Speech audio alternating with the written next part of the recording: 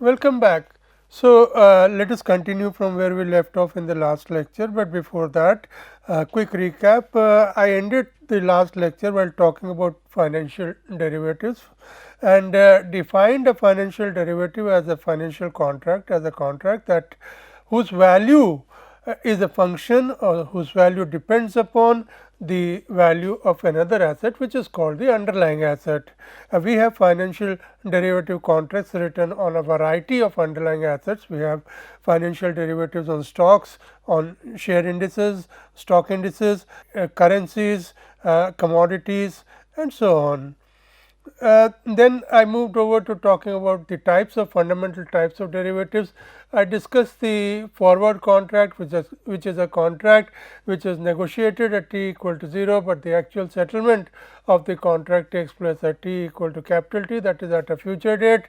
The terms of the contract are agreed upon at t equal to 0, including the price, the terms of delivery, and so on. All the terms that would enable an unambiguous settlement, but the actual settlement, the actual payment of the price and delivery of the underlying asset takes place at a future date.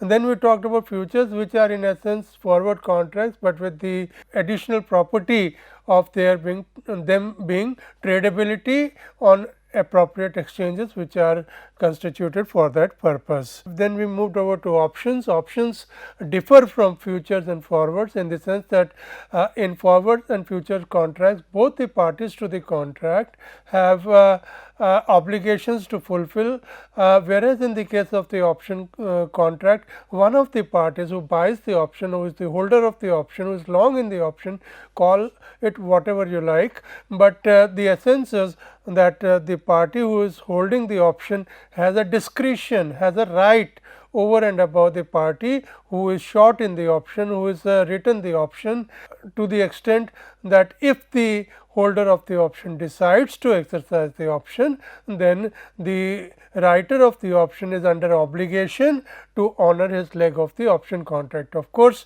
the holder of the option has the additional discretion to let the option lapse, and in the event that he lets the option lapse, the writer of the option goes scot free.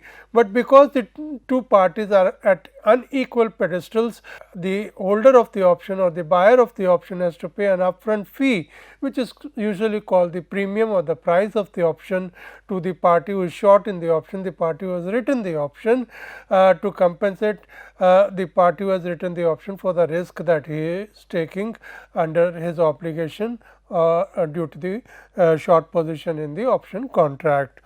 Then talking about options, there are two fundamental types of options. We call them call options and put options.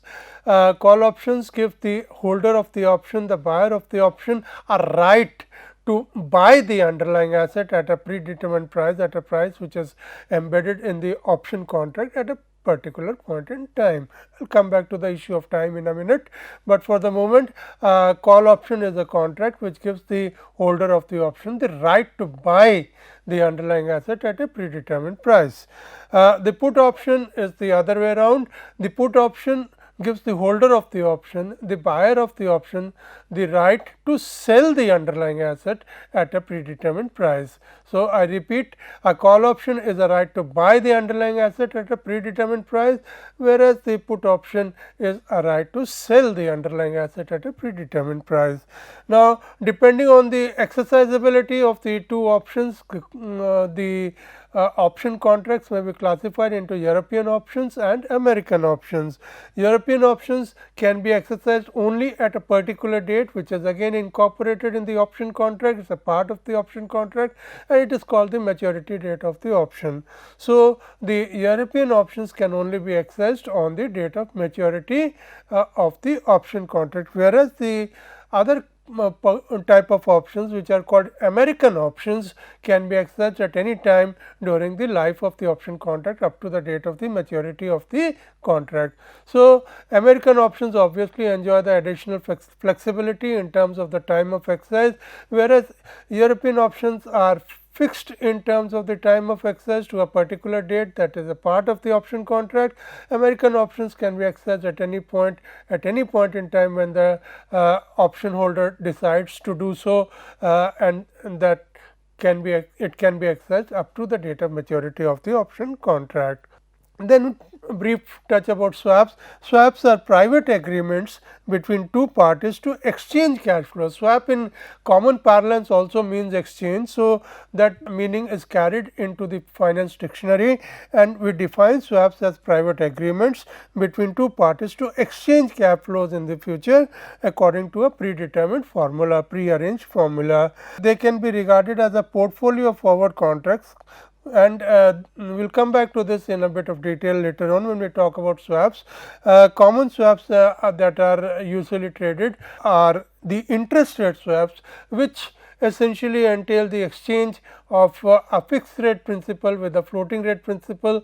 The two parties to the swap may find in their interests to have a fixed rate loan, the other party may prefer a floating rate loan, and they may, because of the asymmetries prevailing in the market, the party preferring the fixed rate loan may not be able to get a desired rate in terms of the borrowing interest rate when it approaches the market for a loan.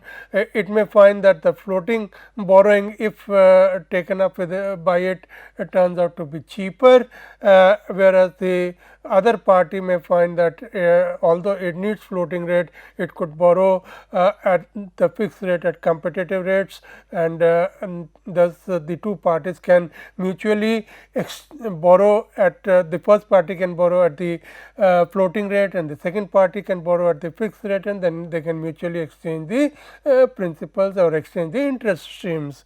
This is called a plain vanilla swap or a typical interest rate swap.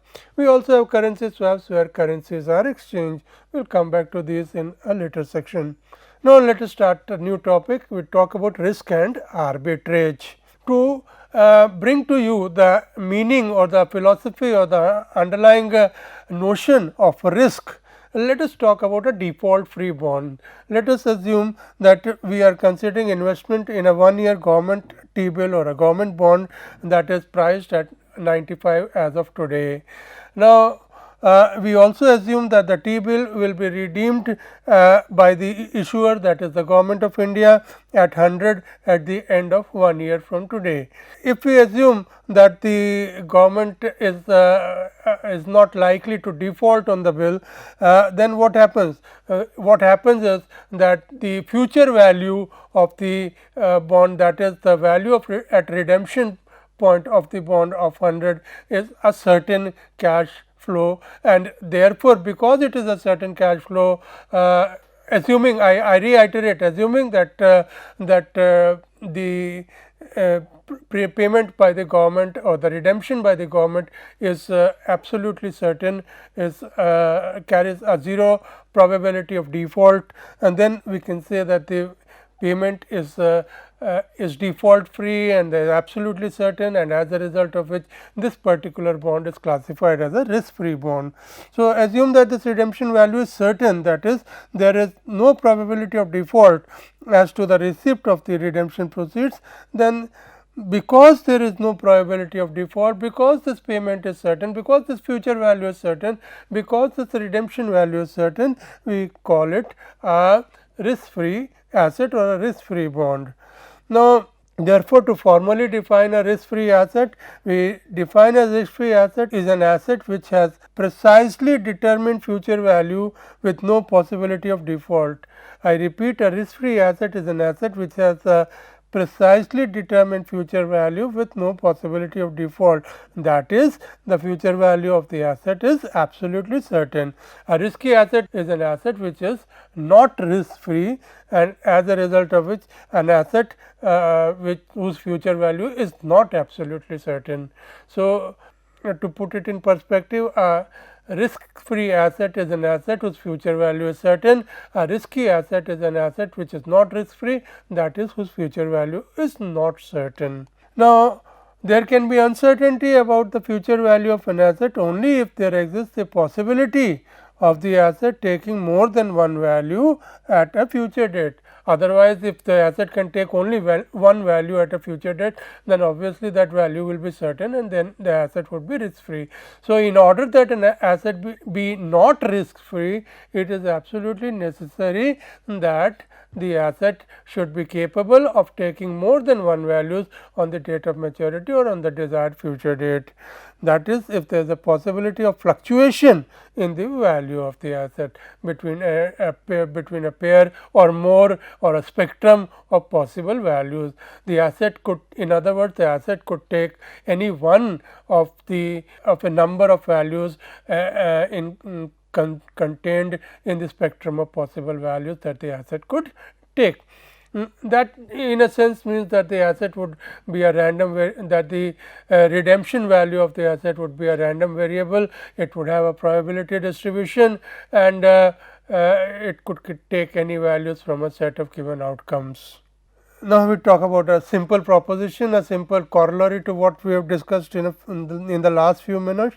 It must necessarily be that the worst return out of a spectrum of possible returns that a risky asset can provide at a given future date is less than that of a risk free return. It must necessarily be so that the worst return out of a spectrum of possible returns that a risky asset can provide at a given future date is less than that of a risk free one. You have a risky asset and obviously the risky asset, as I mentioned just now, can take a number of values out of, in its spectrum of possible values. It is a random variable.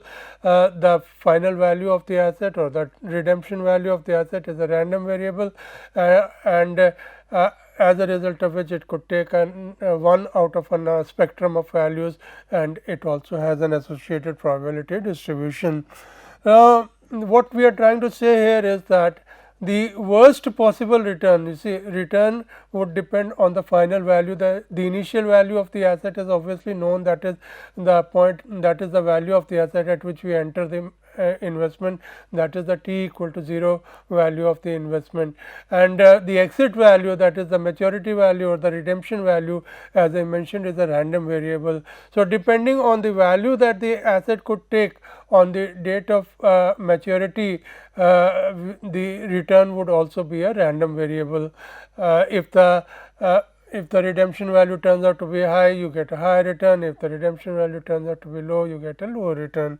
So, basically, as you shall see later, return is formally defined as the appreciation in the value of the asset per unit time, per unit of money. If we are talking about the return per unit of time, and if we are talking about the holding period return, then the normalization with respect to time is not taken and it is simply the change in value or the appreciation or depreciation in value of the asset over the holding period of the asset per unit of money, of course. Now, what we are trying to say here is that the return or the worst possible return, please note this word possible, it is not actual returns, it is the possible, it is the corresponding to all the values that the asset could take at maturity. We will have a possible return, we will have a spectrum of returns corresponding to every value that the asset could take on maturity. Now, what we are trying to say here is that the worst possible return in the spectrum of returns must be less than the risk free rate of return. Let us see why it is so. Look at this diagram.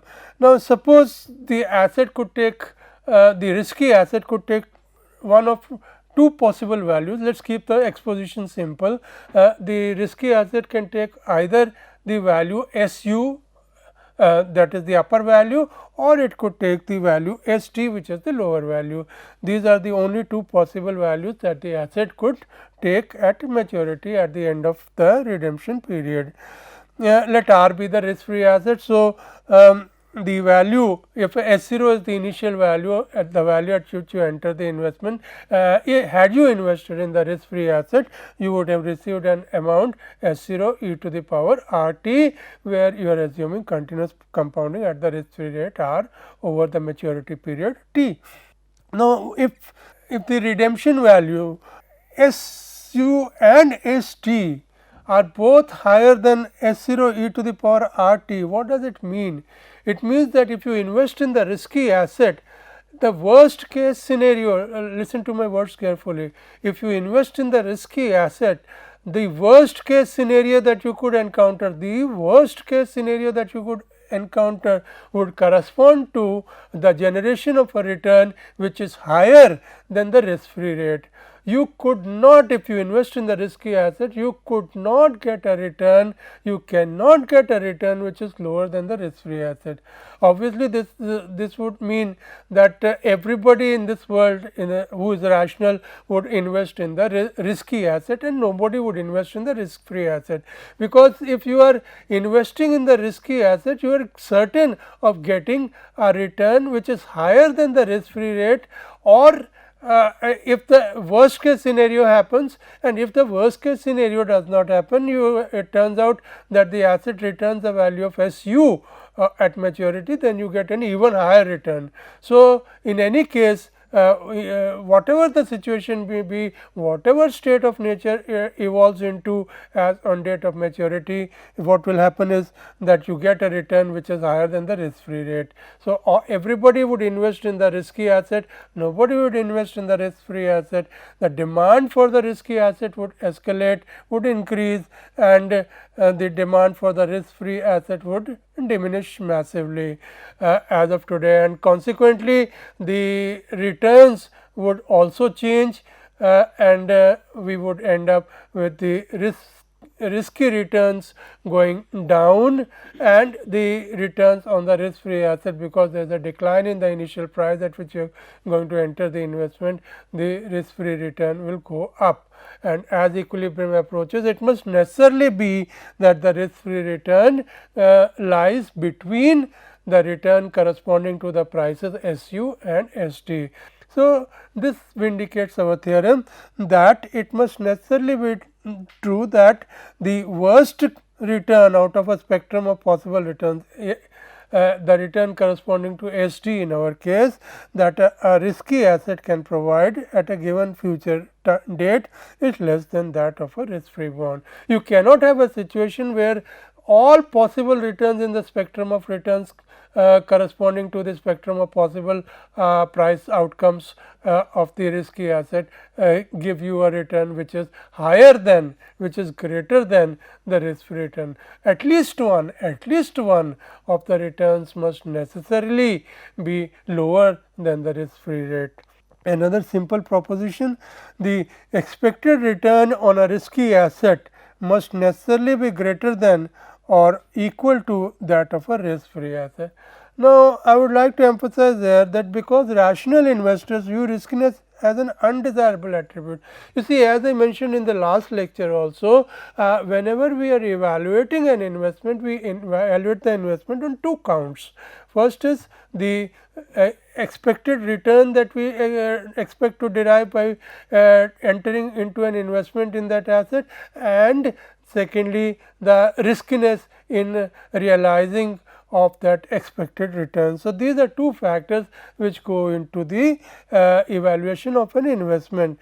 Whereas, as far as rational investors are concerned, expected return is taken as a positive attribute. In other words, higher the expected return of an asset, favorable is the inclination of the investor community towards that asset, and on the other hand, as far as riskiness is concerned, higher the riskiness of an asset, the lower is the inclination of the investors in investing in that asset.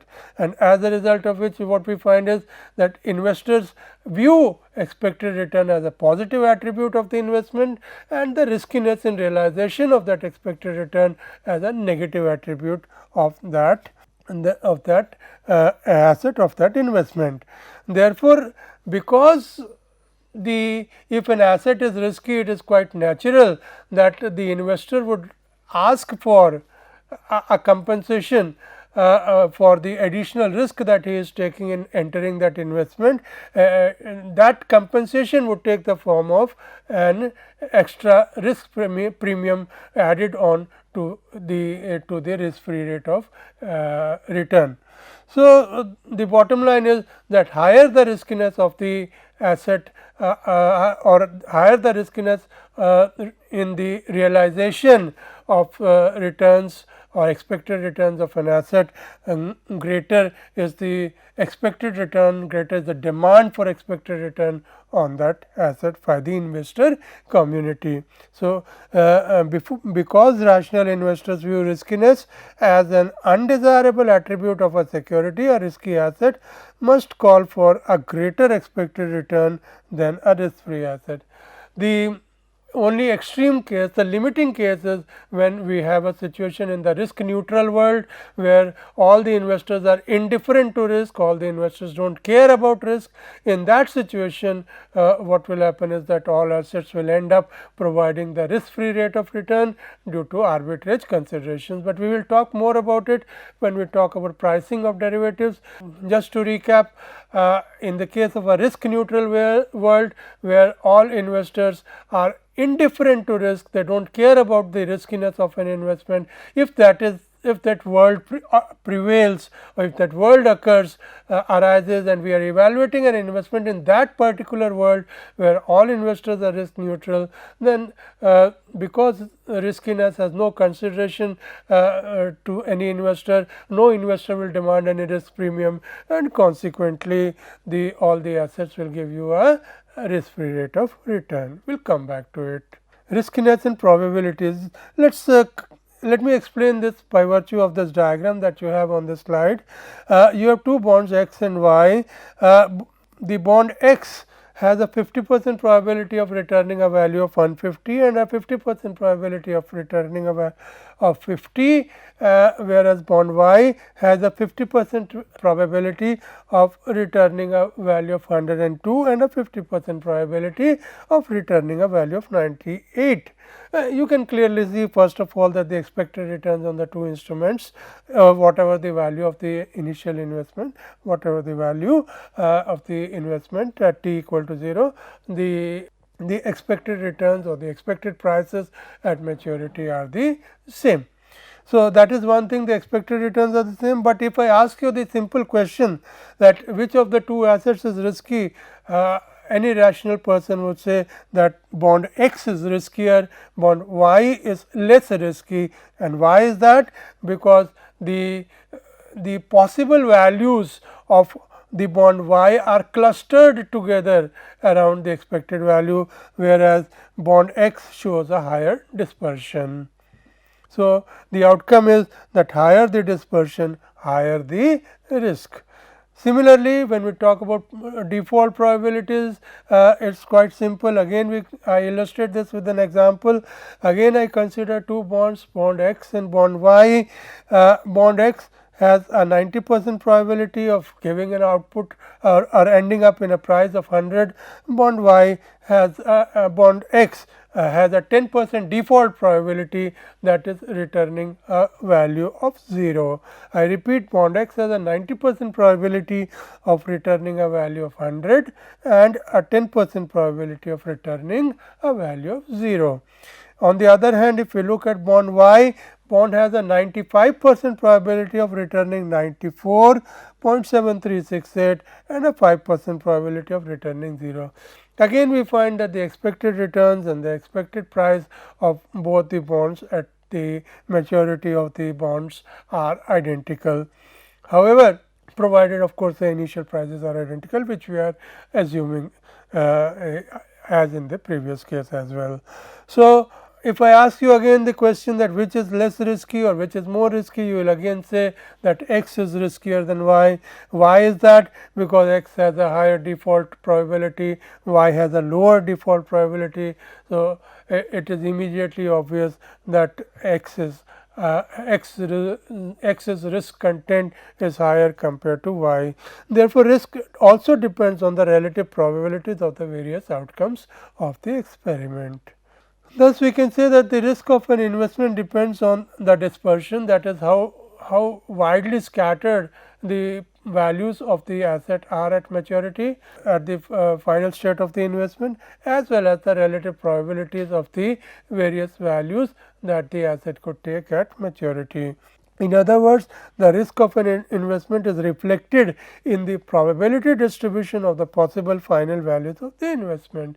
Both these items, the dispersion and the relative probabilities, are captured by the probability distribution, and therefore, we can say that the risk of an investment is reflected in the probability distribution of the possible final values of the investment. And we also know for future reference that the essence of a probability distribution is captured by its first and second movements, that is the mean and the variance of the distribution. I repeat, the essence of any probability distribution is largely captured by the mean and variance of the distribution, that is the first two movements. Just to clarify, in economics literature, we tend to differentiate between risk and uncertainty, although in common parlance we tend to use the two terms with a lot of overlap, more or less synonymously, but let us clarify the difference at a deeper level, at a conceptual level, between risk and uncertainty. In the case of risk, the possible outcomes are known and the probability distribution governing them is also known. The actual outcome, of course, will be known only after the experiment is conducted. So, I repeat, in the case of risk, the possible outcomes are known and the probability distribution governing them is also known. The actual outcome will depend on the will be determined or will be obtained only on the completion of the experiment. Uncertainty, on the other hand, is characterized by incomplete knowledge of possible outcomes or unknown probability distributions of known possible outcomes. In both cases, preferences are defined across chance distributions of outcomes. For risk, these chances are taken to be objective. This is the important part. This is the fundamental part. For risk, these chances are taken to be objective. So, risk is in some sense a more objective measure of uncertainty. It improves upon uncertainty by capturing more information about the possible outcomes and their probability distributions. So, the chances are taken to be objectives, whereas in the case of uncertainty they are subjective estimates. Now, a typical example here about the differential between risk and uncertainty. Consider betting with a friend by rolling a die. Now, if you roll the die and if you play the game, that if you are return an outcome which is 4 or more than 4 and the die is unbiased, then naturally you are playing the game with a full knowledge that your probability of winning the game is 1/2, that is if you return 4, 5 or 6, and your probability of losing the game is also 1/2, that is if you return 1, 2 or 3. Now, suppose the die is instead of being unbiased, it is a biased die. And therefore, the probabilities of getting 1, 2, 3, 4, 5 and 6 on the die are not equal, not identical, and they are unknown. That would epitomize, if you play that game, same game with a biased die, where one of the faces has a greater probability of turning up, then as it turns out, it's a case of uncertainty. It's not a case of risk, because the probability distributions of outcomes are not known with any degree of accuracy. Now, riskiness, price and return. Riskiness, price and return. Now, part of the information that the market has about an asset is its riskiness. That the risk. Therefore, because the market evaluates, as I mentioned again, and I will be mentioning again and again, evaluation of investment is based on two parameters, expected return and risk. So, risk being an evaluation parameter, whenever any individual is going to enter into the investment, market also evaluates various securities, various investment opportunities on a two-dimensional framework comprising of expected return and risk. And in other words, what I am trying to say is that risk is evaluated by the market, and because risk forms a evaluation parameter as far as market participants are concerned, it follows that riskiness of the investment is incorporated in the price at which the investment is being traded. Therefore, now, because rational investors, I have touched upon this earlier also, because rational investors view riskiness as an undesirable attribute. Expected return is a desirable attribute. Higher the expected return of a security, higher is the demand for that security. On the other hand, higher is the riskiness of a security, lower would be the demand for that asset. So, because rational investors view riskiness as an undesirable attribute of a security, riskiness will reduce the price.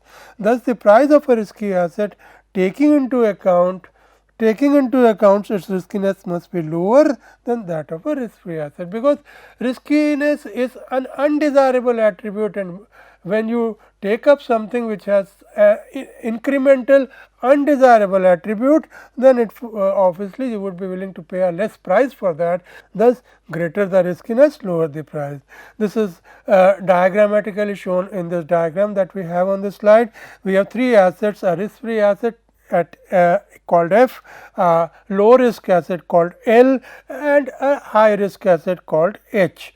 All these three assets are going to return an amount of 100 at maturity in 1 year's time.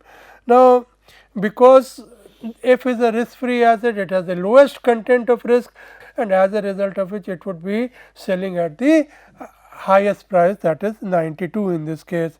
Now, discount rate and riskiness. Now, this is very fundamental.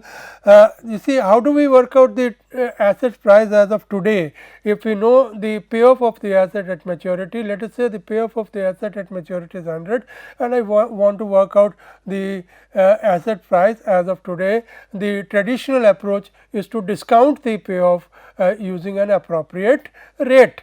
Now, that when I use the word appropriate rate, what is that appropriate rate? That appropriate rate is called the discount rate, and that consists of three components in general. Number one is the risk free rate, number two is the correction or the additional premium for inflation, and number three, most important in our current context, is the risk premium. So, higher the riskiness of an asset, higher is the risk premium incorporated or forming part of the discount rate at which the final payoff will be discounted, and therefore, it would naturally return a lower value. As we can see here, in the case of asset F, the discount rate is 8.69%. In the case of asset L, we find that the discount rate is 16.28%, and in the case of asset H, it is 25%. So, the relationship between discount rate and riskiness is one of higher the riskiness, higher the discount rate.